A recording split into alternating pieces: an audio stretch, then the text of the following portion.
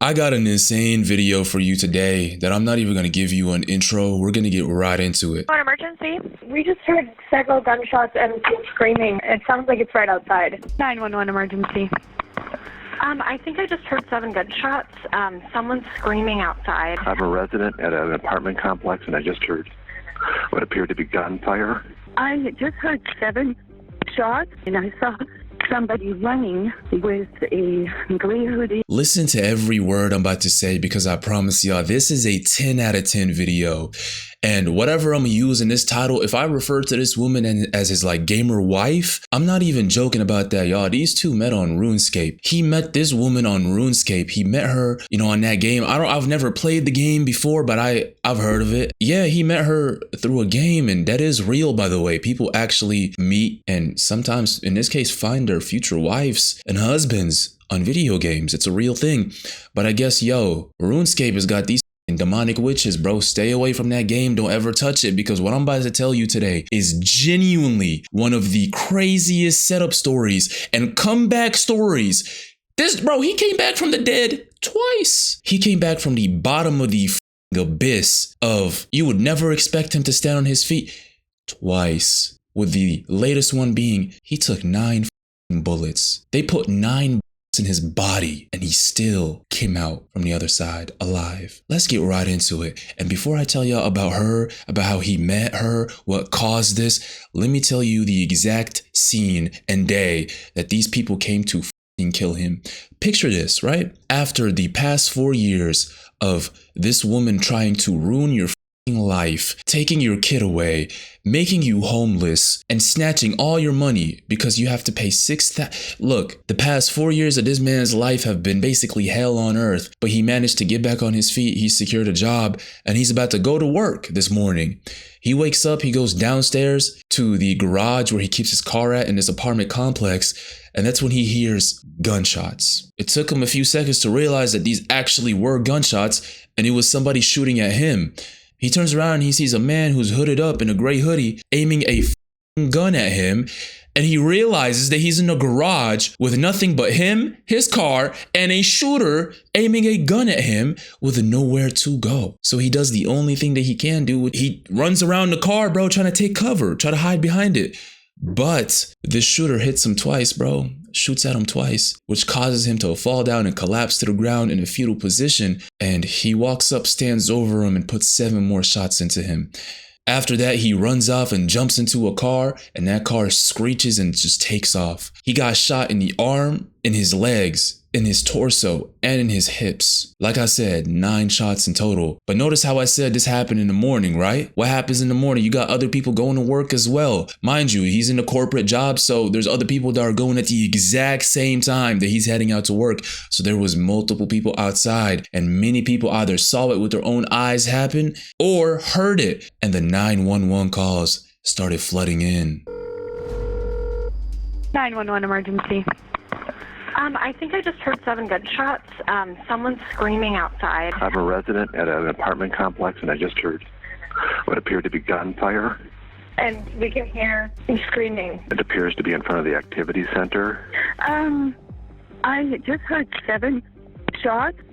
Mind you, the retard that did this, which was a 17-year-old Joseph Good. He did this shit with no gloves, no mask on. He thought that hoodie was gonna make him, I don't know, an Assassin's Creed character and give him 100 stealth points. But he was walking out there barefaced and all, bro. These people that saw this, his neighbors that literally witnessed this shit, they described him as a young white male. The person that shot them, they had a gray hoodie with their hood up, green kitchen gloves, and they picked up their shell casings as they ran off. And do you remember what the guy looked like? Yes. So, young man, white, gray hoodie, and he had something green in his hand, like he was maybe holding the gun with a plastic bag. This person got hired for $13,000 to do this hit.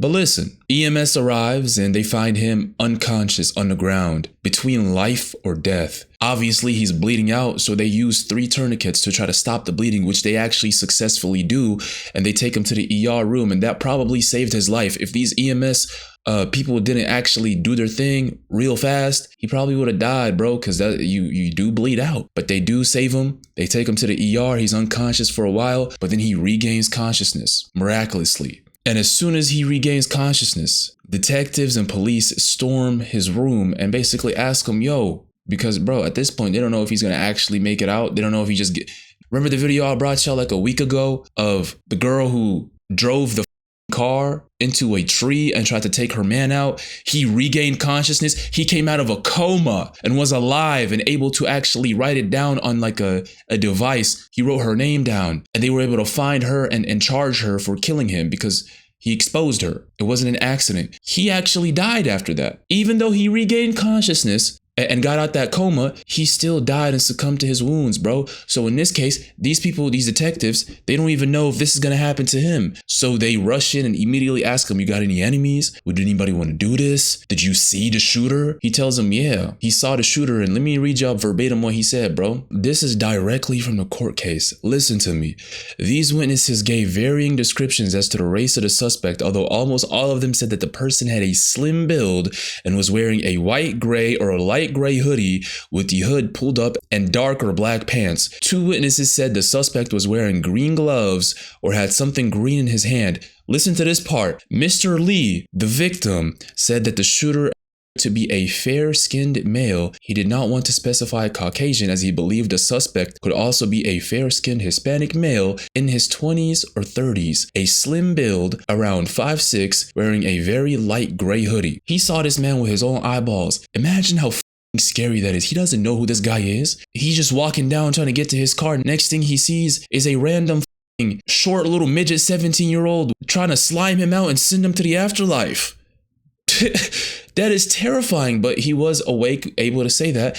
And the next question he answered was, would anybody want to take you out? And there's literally one person in this dude's life, as I understand it, where he said, yeah, my ex-wife, Shireen Kelly. Miss Piggy is what I'm gonna refer to her as, bro. Miss Guinea Pig right here, holy fall off, the ultimate walrus, seal, hippopotamus. She's the one that would want to end him. And the only reason I'm using these phrases is because remember how I said he met her on RuneScape? Let me give you out a timeline and explain to you just how wicked this woman is. He met her on RuneScape, played the game with her for a few months, and then they decided to meet in person for the first time in Las Vegas. And they did. Shortly after, I'm talking about, as I understand in a timeline, a year, like within a year, they get married. He gets married to her, and a year later, he knocks her up and gives her and him their first child, as I understand it. This child of theirs, though, is diagnosed with a rare medical condition, and the diagnosis actually turns to be a misdiagnosis, meaning the doctor was a retard and didn't know what the he was talking about, which costed them insane medical debt, and their child actually got, I'm not sure about all the details, but it led to their child getting brain damage, meaning he requires even more help now, to the point where they, like her and him, set up a trust fund for their child. It's mostly him, but let's just say they set up a trust fund together for their child for future medical expenses and all. But look, just a year later, after having this child of theirs and going through this, listen to me, she divorces him, kicks him out the house, takes full custody of their child, and goes to the court and has him ordered to pay her $6,000 in child support monthly. A year later, he finds himself in his car, bro, homeless, not even able to keep up with the bills, food, down bad beyond imagination, and having to still pay her $6,000 in child support. At that point, you might as well sue RuneScape, bro, because whoever you might as well go ahead and go back to the old lobbies, bro, and find out where you first met her. I don't know how RuneScape works, but you need to get bro, you gotta do something. At this point, you would think his only mission in life is to get that game deleted off of existence, because it ruined his life, RuneScape. But look, in all seriousness, it can't get worse than that, bro. She tried her best and did ruin his life at this point. But here's the crazy thing, bro. Not too long afterwards, herself gets her child taken away by CPS because they deem her unfit to be a guardian, to be a parent, and they go and take his son and put him in foster care. I guess this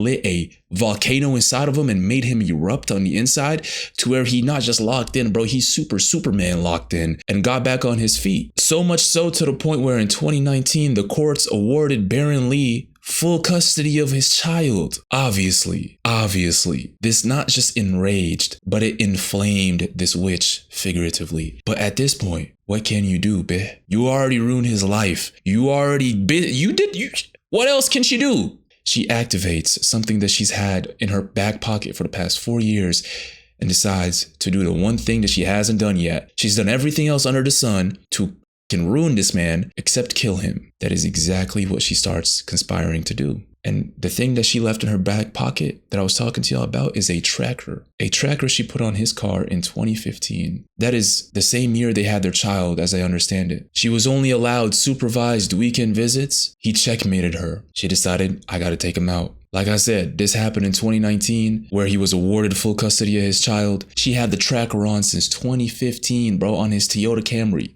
Imagine the level of that is terrifying, bro. That means she had that tracker on his car while he was going through it, while he was homeless. She could see his location at all times. She was probably gleeing and happy every time she checked his location and she saw it out at a park or somewhere. You know the struggle, bro. She probably was laughing, just gleeing. Her little evil heart was just pounding with joy when she saw the location out and about, homeless, going through it. But then when the location started showing at an apartment, ooh, he's getting his shit together. Ooh, now the location shows he's at the school where his child, where your son is. He's picking your son up from school and he has full custody of him. Your son isn't at the foster care anymore. Y'all see where this led to, bro. That is when this happened. That is when she set him up and tried to get him taken out. And before I conclude this story, I do want to take a look at this interrogation footage. I haven't seen this at all, if I'm being honest with you, but I think this is super important to go through real quick. We're not going to watch all of it. This shit is long as hell, but I do want to go through the interrogation of the 17-year-old Joseph Good, retard. This is the shooter, and his dumbass getaway driver who caught 8 years for this, but by simply driving a car where his boy had jumped out and did. Look, let's just watch a little bit of this and then conclude the video. I told y'all this was a crazy ass video, right? How long you lived in this area for? Forever. Forever? I mean, I've moved around, like around the valley and stuff, but always pretty close. Pretty close? You're a Mount Vernon guy. Yeah. You listed your dad, did you? My mom lives on West Side. Okay. You spent time with both of them then, or? How brain dead, by the way, do you gotta be to do some shit like this, bro? This interrogation is 3 months after the whole situation happened. Meaning in those 3 months, she paid him that 13 grand that I was telling you about.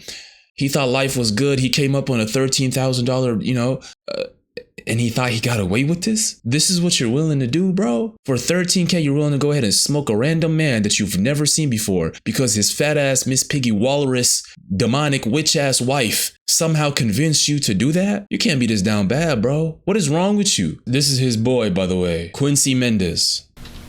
Got out, checked my fluid and stuff. It was running weird. I don't know why, but we ended up making it home safe. Do you remember Joseph getting out of the car anymore? Not that I remember. I woke up and he was in the truck. Where'd you drop him off at? I was on a hill. You're on a hill? Yeah, like towards a tennis court, I think. Mm-hmm. Why'd you go there? Because I was just parked there. He said pull over, and he's like, I'm like, okay. And I just stood there. He's like, I'll be back. I'm just gonna go for a walk. And I'm like, okay, well, I'm just gonna stay here because I don't really want to waste any more gas. Mm-hmm. So I just stood there, listening to music on my phone. Mendez's excuse for being the getaway driver when this happened is I was high on shrooms and I parked up at a hill. Following up on that. So that's how I know you know what happened there. Right now, you're driving somebody to Bellevue to commit a crime and then bringing them back from Mount Vernon. Okay? Mm-hmm. So it's over with, you want to make more crimes by lying to us about what your involvement was in it or what you know about it or what Officer, I was high on shrooms, bro. What do you want me to say, man? My brain, that's his excuse. I'm gonna be honest with you. That's probably the best excuse. What can you, bro? I mean, I can make fun of him, but that's a unique high on shrooms. All right, man. Sure. But yeah, that's where I'm going to end this video. Make sure y'all run the likes up. Show some love, bro. Like I said, I don't like speaking about this too often because y'all know me, bro. I just put my head down and work. But I do got to remind y'all that this platform is soft and even the recent videos, they do smack them.